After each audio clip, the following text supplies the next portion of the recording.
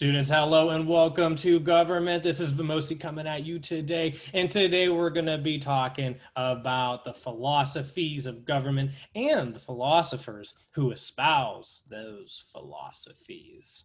And this is going to be super important for our understanding of government itself. Why does government exist at all? What do people think about it? What is made up? What is a human construct? And how do these institutions, such as government, affect us still? And to understand those answers the best way we can, we have to look at the philosophers who were extraordinarily influential in framing and shaping how people thought government should coexist with its people. So we're going to be looking at our philosophies on government assignment. And here are the directions for the assignment. Here's how my lessons are going to be set up. And all of my lessons really are going to be set up this year in this way so that you're able to really contextualize what you're looking at. And hopefully it helps you really guide through my lessons in a way that makes sense to you. So here are our plans today. Highlighted text indicates that you need to write and submit information to this assignment. So if you look below, you can see that you are going to be writing quite a bit for this assignment. You have two highlighted parts for activities for you to submit to this assignment. And for everybody, please submit as many times as you need. If you want to submit something for step 2 and then step 3, separate submissions, 5 submissions, I don't care. Just get it to me in one way or another. You want to ensure that you've completed all requirements in the what to submit section at the bottom. And then participation will be rewarded for participating in class discussion if we do this lesson together. And we might be doing this lesson together during one of our team sessions.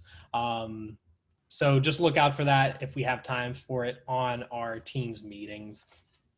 But without further ado, let's go to step 1, which will be our warm-up today. And if you guys are looking behind me, that is one of our philosophers, John Locke, in the background. He's looking at us. He's hoping we do our best with this activity. And we're going to be looking at some of his work as we progress through the next few days.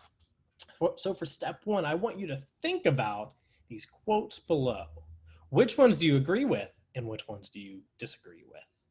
Quote 1 is, man is born free and everywhere he is in chains.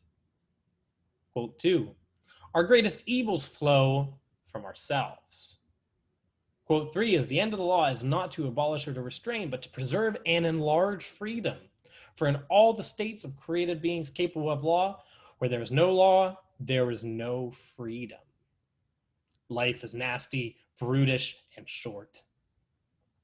Quote 5, the conditions of man is a condition of war and everyone against everyone. Whew.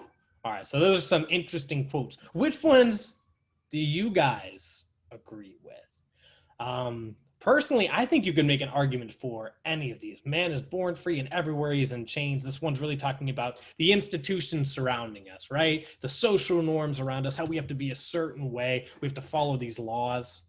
And the second person saying our greatest evils flow from ourselves. So we really have to protect ourselves against other humans. Quote 2 and quote 5 are alike in that way. The condition of man is a condition of war of everyone against everyone. Life is nasty, brutish, and short. But this one is making the case for us needing laws to save us from ourselves. Well, we're getting deep here, okay? Which one do you guys think that you agree with? And then the next thing we want to look at is philosophers in OneNote. So we can see this over in OneNote, philosophers. We're going to be looking at Hobbes, Locke, Montesquieu, and Rousseau, and their different influences and interpretations of what government is supposed to be. And I've included some readings for you guys to do, as well as a chart. And in this chart, I filled out a complete example for you with really what I'm expecting. So you're going to want multiple bullet points for most of these areas that you're filling in for Hobbes, Rousseau, and Locke.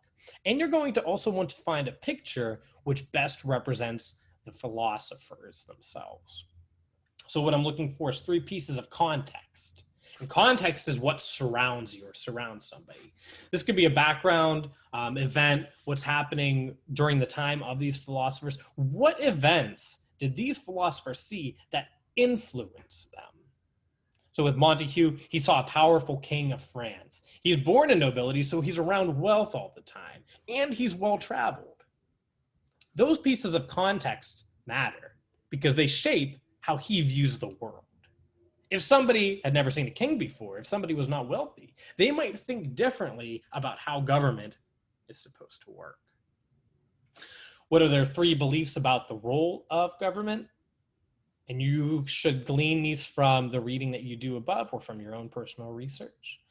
One word to summarize their views. Are really going to have to think a lot about this one. What's one word do you use to summarize what they feel about their views? And do you agree with them? Why? And then finally, you're going to find a picture. And you're going to do all of those categories for these 3 philosophers. Then step 3, you're going to create a short poem about Locke, Hobbes, or Rousseau. And your poem must be at least 1 stanza long, and a stanza, as you'll see with my example down here, is about this long. 4 or 5 lines would be good. You're going to include information about the philosopher's beliefs.